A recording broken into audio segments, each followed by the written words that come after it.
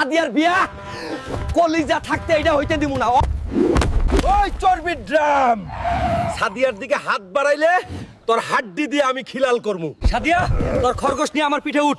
এই চর্বির ড্রাম খারানোর আগেই আমরা সীমানা পার হবো। আলার কঙ্কাল, আমার বিসিএস ক্যাডারের ইজ্জত শেষ কইরা দিলি। তোরা কি এখনো খাড়ায় আসোস? ওই কঙ্কাল আর আমার জান সাদিয়ারে ধইরা নিয়ে আয়। জ্যান্ত ধইরা আনবি, আমি নিজের হাতে ওই কঙ্কালরে গুড়া করমু।